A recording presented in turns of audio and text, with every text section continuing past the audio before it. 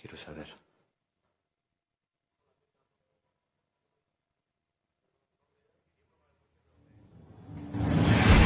Yo tengo gallinas y usted tiene un huerto con tomates. Yo quiero tomates y usted quiere huevos. ¿Qué hacemos? Un intercambio.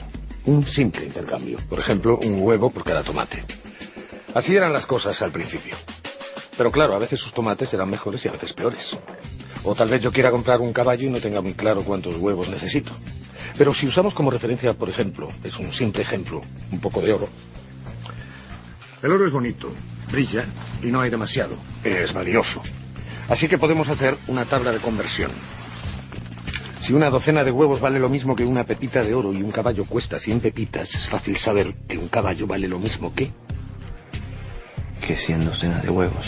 Sencillo, ¿verdad? El oro se convierte así en moneda de cambio. Para simplificar.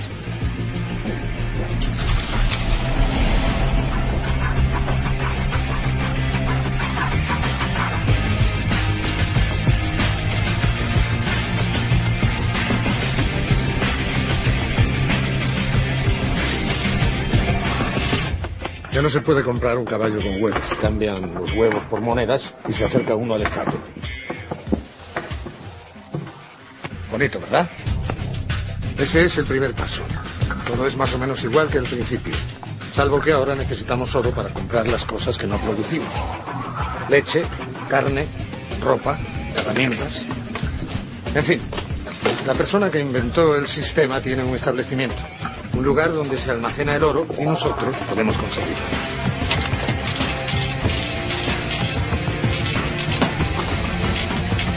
El hombre es un altruista, claro. No quiere vendernos el oro. Le basta con prestárnoslo. Por ejemplo, a mí me da 10 monedas, para mí. Y me las deja en préstamo durante un periodo de 12 meses. Solo me pide un módico interés lógico. Pongamos que un 10%. Eso sí, él arriesga su oro y yo no arriesgo nada. Así que necesita una garantía para cubrir la posibilidad de que yo no cumpla mi parte del trato. ¿Te importaría golpear más esas naranjas? Son para zumo.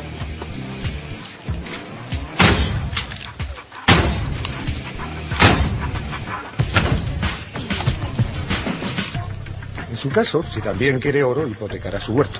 Así que el hombre le presta 10 monedas. ¿A cambio de sus zanahorias? No.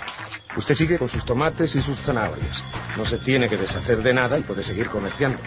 Solo tiene que devolver al banco 11 monedas al cabo de un año. Las 10 que le prestaron, más el interés. ¿Cómo lo hará? Bueno, tengo un huerto, puedo vender mis productos. Y tiene usted todo un año. Solo si no cumple, el banco se quedará con el huerto.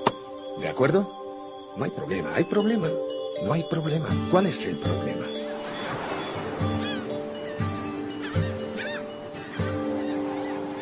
Imaginemos que el banco posee una cantidad total de, digamos, 100 monedas de oro. Que es la cantidad total de oro que existe. 100 monedas, ni una más. Además del hombre bueno, existimos otras 10 personas. Usted, yo, un herrero, tal vez un par de ganaderos, una costurera. 10 personas en total. Todos necesitamos oro para comprar y todos hemos pedido un préstamo. 10 monedas para cada uno. Un total de 100 monedas.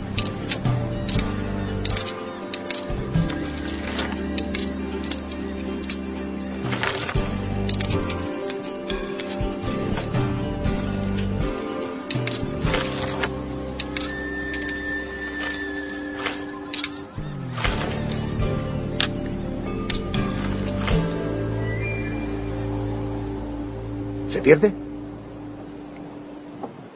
Claro que no. El banquero nos ha entregado todo su oro, con absoluta generosidad. ¿Y a cambio de qué?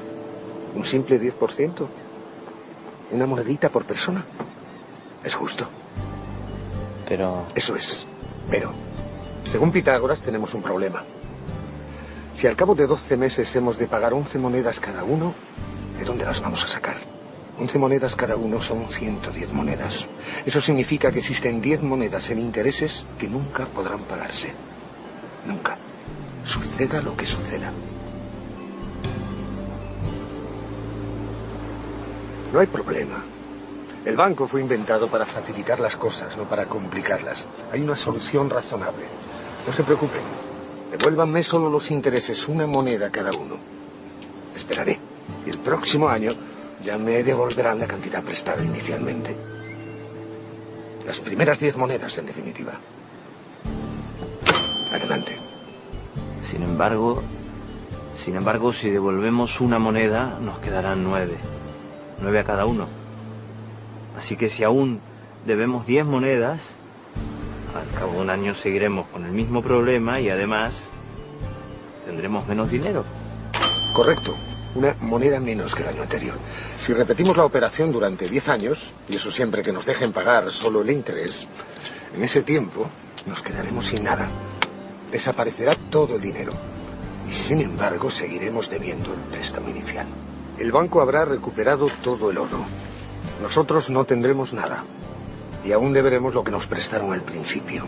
100 monedas entre todos, que nunca podremos devolver porque sencillamente no existen.